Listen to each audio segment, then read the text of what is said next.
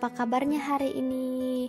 Semoga kita semua dalam keadaan sehat walafiat dan selalu berada dalam lindungan Allah Subhanahu wa Ta'ala. Baiklah, perkenalkan, saya Dwi Aprilia Veronica dari PIOD 6A Fakultas Tarbiyah dan Keguruan Universitas Islam Negeri Sultan Taha Saifuddin Jambi tahun 2020. Saya di sini ingin menceritakan tentang kisah Nabi Zakaria. Untuk itu, saya memohon perhatiannya kepada teman-teman. Semoga teman-teman senang mendengarkan cerita ini. Terima kasih. Baiklah, selamat menikmati. Diutus pada kaum Bani Israel sudah sejak lama. Nabi Zakaria mendambakan seorang anak, namun keinginannya belum juga terpenuhi walau ia sudah tua. Suatu hari datanglah janda Imran menyerahkan bayi perempuannya bernama Maryam pada Nabi Zakaria untuk diasuh dan dibesarkan sesuai dengan nazarnya.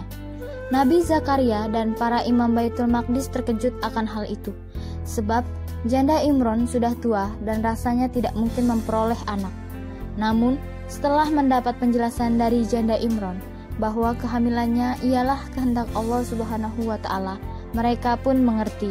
Setelah itu, timbul persoalan, siapakah yang berhak mengurus Maryam?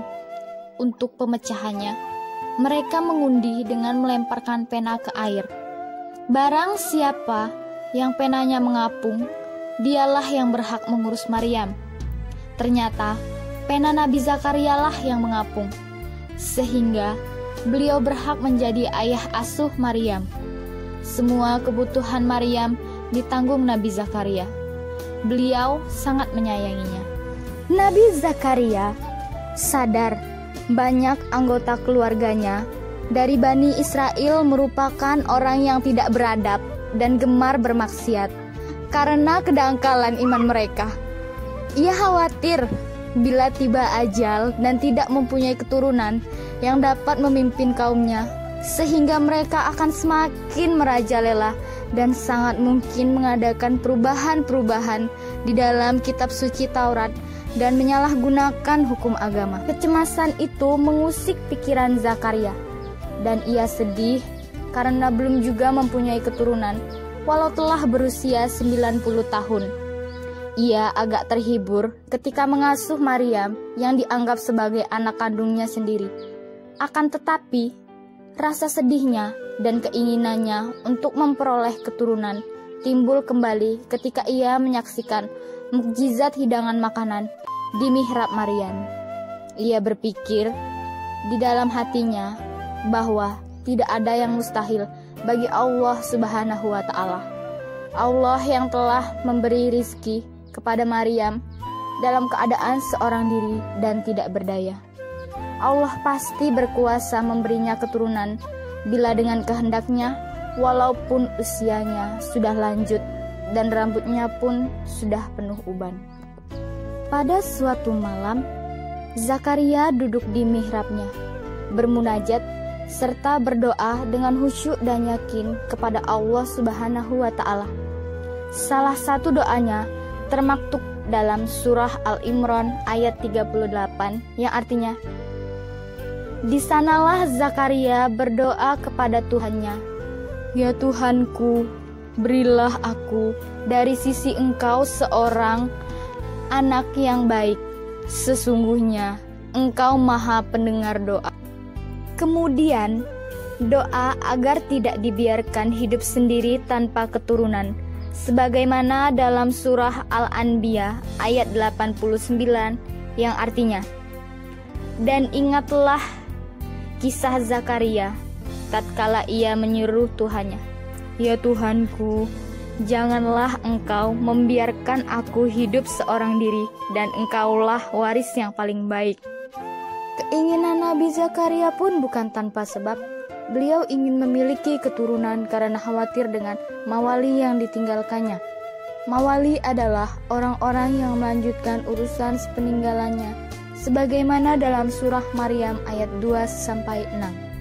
Yang dibacakan ini adalah penjelasan tentang rahmat Tuhan kamu kepada hambanya Zakaria, yaitu tatkala ia berdoa kepada Tuhannya dengan suara yang lembut, ia berkata, "Ya Tuhanku, sesungguhnya tulangku telah lemah dan kepalaku telah ditumbuhi uban, dan aku belum pernah kecewa dalam berdoa kepada Engkau, ya Tuhanku.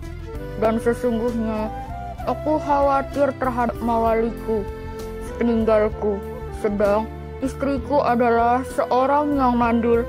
Maka anugerahilah aku dari sisi Engkau seorang putra yang akan mewarisi aku dan mewarisi sebagai keluarga Yakub, dan jadikanlah ia, ya Tuhanku, seorang yang diridhoi."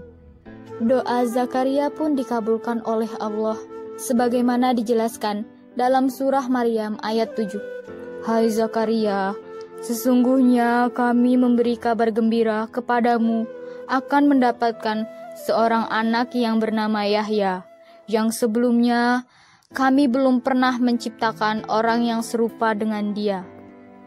Nabi Zakaria merasa begitu bahagia, namun ia juga ingin mengetahui bagaimana bisa ia memiliki seorang putra, sementara istrinya mandul dan ia sudah sangat tua, sebagaimana dalam surah Maryam ayat 8 yang artinya, "Ya Tuhanku, bagaimana akan ada anak bagiku, padahal istriku adalah seorang yang mandul dan aku sendiri sesungguhnya sudah mencapai umur yang sudah tua."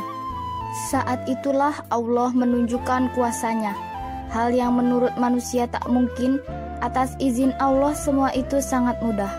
Allah berfirman, "Hal itu adalah mudah bagiku, dan sesungguhnya telah aku cipta kamu sebelum itu, padahal kamu di waktu itu belum ada sama sekali." Quran Surah Maryam ayat 9. Meski begitu, Nabi Zakaria masih meminta pertanda kapan istrinya hamil. Nabi Zakaria berkata, "Ya Tuhanku, berilah aku suatu tanda." Tuhan berfirman, "Tanda bagimu, kamu tidak dapat berkata-kata dengan manusia selama 3 hari, kecuali dengan isyarat, dan sebutlah nama Tuhanmu sebanyak-banyaknya serta bertasbihlah di waktu petang dan pagi hari." Quran Surat Ali Imran ayat 41. Setelah itu, istrinya mengandung dan melahirkan anak lelaki yang diberi nama Yahya. Seperti ayahnya, Yahya juga seorang nabi. Hikmah dari kisah Nabi Zakaria alaihi salam. Yang pertama, ikhlas, sabar, dan tekun dalam berdoa.